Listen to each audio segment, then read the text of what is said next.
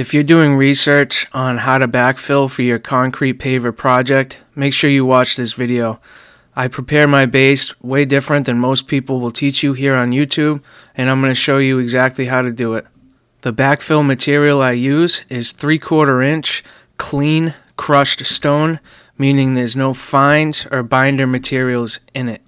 This material is otherwise known as open grade base or open graded base. This material has numerous benefits compared to the more traditional material called dense grade or class 5, and I'm going to explain all those benefits as we go on in this video. So again, if you're here to learn how to do your own concrete paver project, make sure you take some notes and follow these instructions step by step, and you'll be guaranteed a very long-lasting, good quality concrete paver project. Enjoy the video. Let's just get right into the day.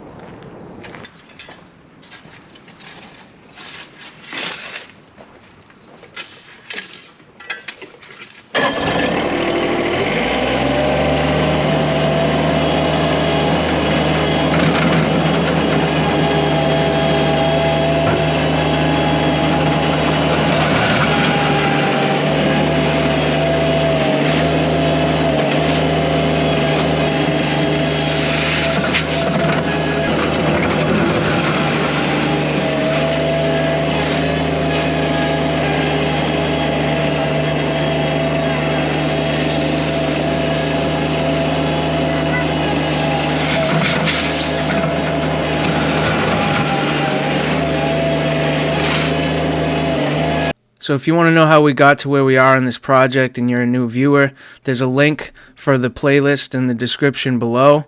But we excavated this down to the proper height we needed, which for basically every paver project that I do here in Massachusetts, we go anywhere from 10 to 15 inches below top of grade.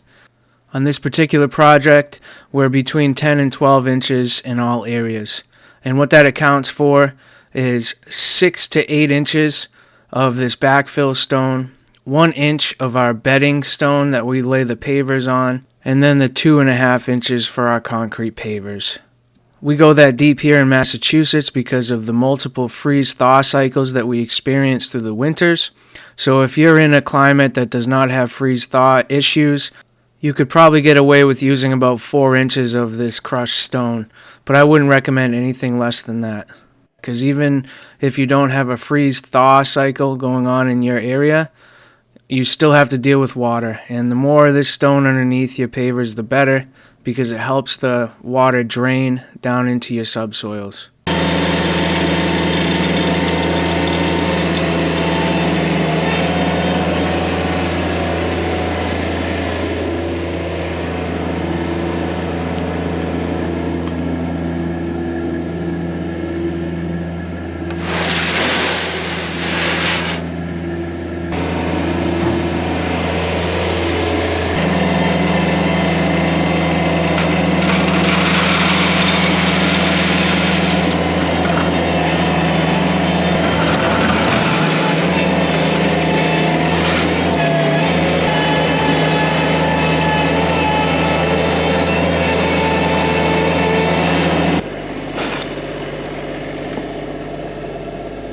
So in the previous video where we excavated for this, you would have seen that when we got to the proper height of our subsoil, I used the bucket of my mini excavator to tamp the soil down.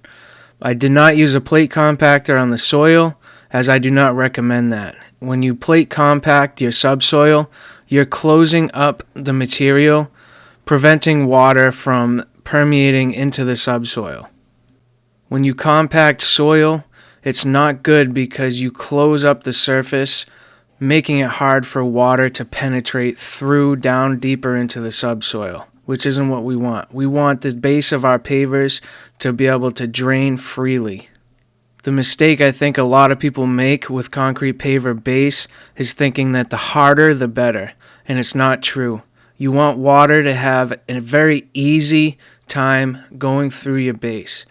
All surface water, rainwater, what ends up happening to it is it collects in the soil and it slowly permeates down through your topsoil into your subsoils and even deeper. What typically happens with a very hard, compacted, dense grade base is that it holds on to moisture.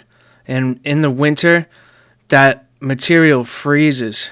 And when it freezes, it expands, causing your pavers to heave and shift. So although they classify dense grade as a permeable material, which it is, water will travel through it, but at a very extremely slow rate compared to an open grade base like this. That's the number one reason I switched over to this backfill method over 4 years ago now. I did the traditional dense grade and sand for years, and when I started using this method, I never looked back. The open spaces in between these clean stones also allow for moisture or water to expand into when freezing. This is beneficial because it prevents shifting and moving more than a dense grade would. Dense grade has no space or no gaps in the material for the water to expand into, and that's why it heaves when it freezes, because the material just pushes apart due to the moisture freezing. So again, hard, compacted, dense grade is not what you want under your pavers. A lot of people will teach you that because a lot of people are still using that method, and it's been a traditional method for a long time now. This method has been getting more and more popular in this industry, and the contractors that see the benefits of it are reaping the benefits of it. I did a lot of research into this material before I switched over to it, and even since I switched over to it. And it's pretty well known that the Roman roads, built thousands of years ago, they started excavating them, and what they did was build on open grade base. Everything underneath their natural stone roads were feet of crushed, clean stone for drainage. And these roads and these paths that they built never shifted over thousands of years simply because of that. So now you can see I have this thin layer of crushed stone spread in all excavated areas, and this is the most important part to this process. You put this thin layer down, and what we're going to do is plate compact it into the subsoil, and that's going to fill in any low spots or possible sinkholes that may arise in the future. And it's also going to open the soil up below it to accept water more freely. This is a crucial part in this backfill process. You're going to see after I compact this, I put a geotextile fabric down on top of it. And some people that use open graded base, they skip this step that I'm doing. They put fabric right on top of their subsoil. And what they do is they compact the subsoil thinking that it's not going to shift or move, and then the fabric itself is going to stabilize the stone. Not true. Even though you put this fabric down on top of the subsoil, if a sinkhole forms, the fabric will sink into that hole as well. You need to stiffen your subsoil, and that's what this part of the process does. It locks all these 3/4 inch stone pieces into the subsoil, creating a very firm subbase for you to lay fabric on top of. So do not skip this step. In this particular situation, you saw me watering the stone in the soil, and that's because this was late summer and we've been going through a pretty decent drought, so the soil was very dry. If you're in that situation, do what I did and just wet the surface down a little bit before you compact. I really can't stress this step of the process enough. If you don't do this, your subsoil will still sink and shift. This is crucial. If you are a DIYer and you're doing a small application for your pavers and you don't want to rent a big plate compactor, you can use a hand tamper. Just make sure you do a very good job in compacting it into the subsoil. So everything I'm teaching in this video is for foot traffic areas only, or foot traffic applications only. When you start getting into vehicular traffic paver installs, they require more preparation and more materials than just 3/4 stone and fabric. And I'm not going to get into that into this video, but if you're going about doing a paver project for vehicular traffic, you need to do a little bit more research into the backfilling preparation. It just requires a few more things, but you can still use open grade base, and I totally recommend open grade base. But you can really see how well this 3/4 stone has been compacted into the subsoil. As you can see in the screen here, there's soil coming up through the stone. And that's another big reason you can't skip this step, because in the future, the soil will migrate on its own. So you need to do that migration beforehand. And compacting the stone is what you do to do that. All right, we got everything compacted.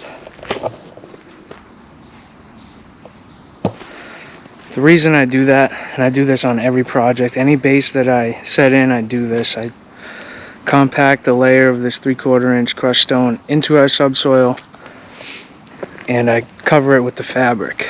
You know, if you were to just cover it with fabric and not put the crushed stone underneath the fabric, a lot of sinkholes and dips would end up developing over time with water.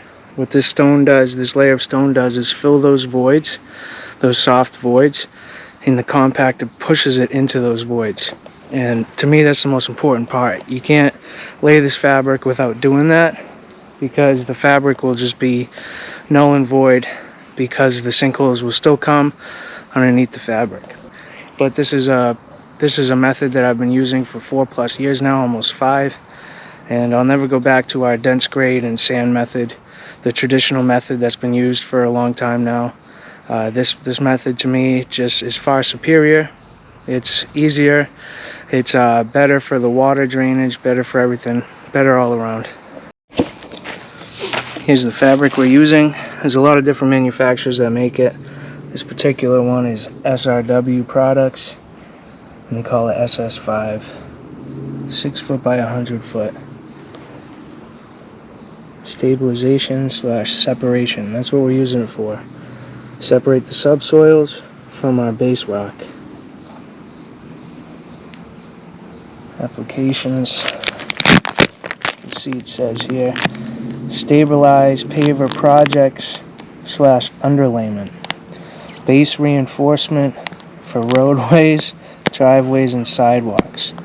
Structural support for retaining walls, wall base. So like I said, this is what I use it for. It's permeable, but it's a woven plastic, not a cloth, so it's much stronger.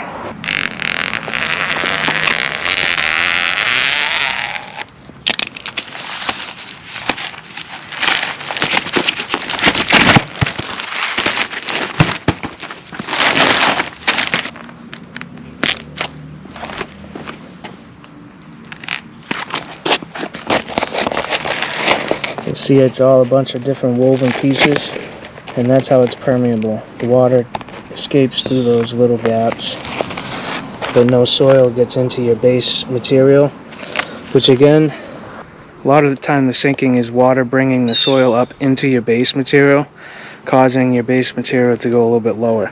So that soil separation fabric helps prevent that as well.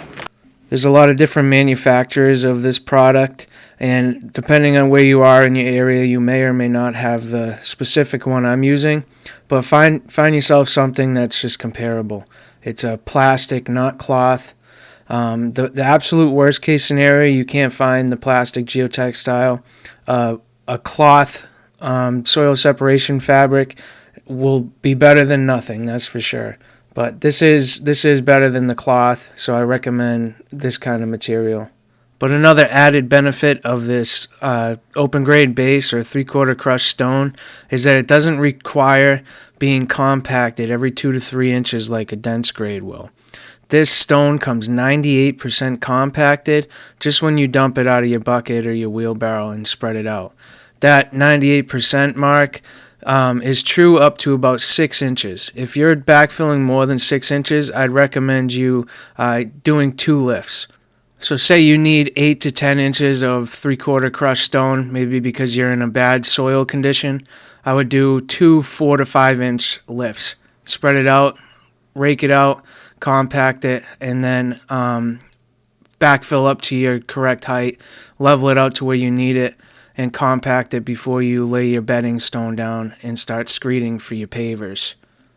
But in this particular situation, I'm right around that 5 to 6 inch mark, so I'm going to be compacting this stone once I get to the height that I need it to be. So I'm pretty curious. I know a lot of people that watch this are in the landscape field or hardscape field. Some are homeowner, DIY people looking for some information on a project that they might be getting into. Some people just enjoy watching construction take place. So I'd like to hear from you all in the comments below. Which one of those best describes you?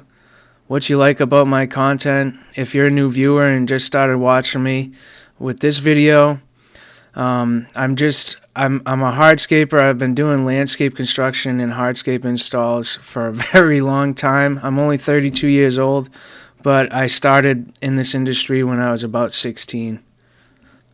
I started this YouTube channel because I'm a very big fan of YouTube, and I've been watching people on YouTube in the landscape and landscape construction realm for a while, and it's inspired me to start this channel. There's a lot of things I see on YouTube that aren't proper when it comes to hardscape installations, which has inspired me to put videos like this together. So hopefully you're finding value in this video. Hopefully the things that I'm showing and explaining are making sense to you. And I definitely guarantee you, if you use this process for backfilling on your paver project, you're going to have excellent results. And if you have used this process, because I've had this channel going for a little while now, if you have done a project using this based off of my videos, let me know in the comment section below too. I know some of you guys have given me feedback and have used this method, and you said it's helpful. And those comments like that and that feedback is very motivating for me. So again, feel free, give me some feedback in the comments. That's also what I'm here for on YouTube, is to connect with all you viewers who are interested in this content.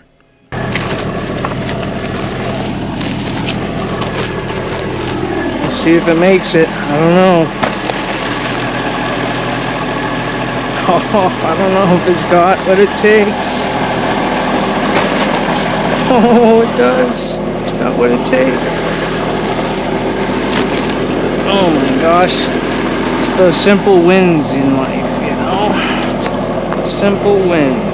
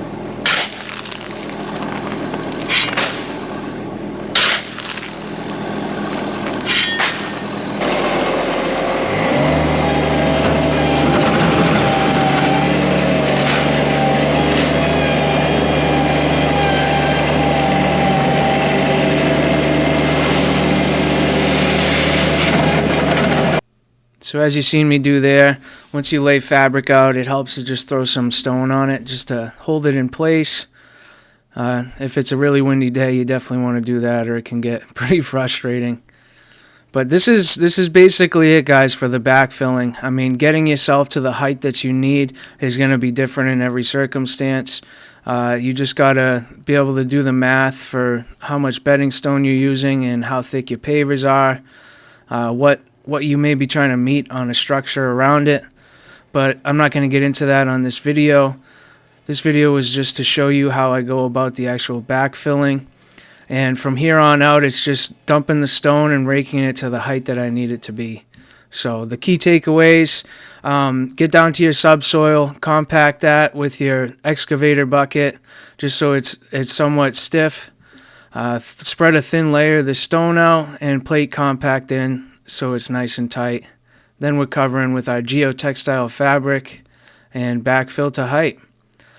Like I said before, if this video was helpful, valuable, let me know in the comment section below. If you are doing your own project, I wish you luck on that.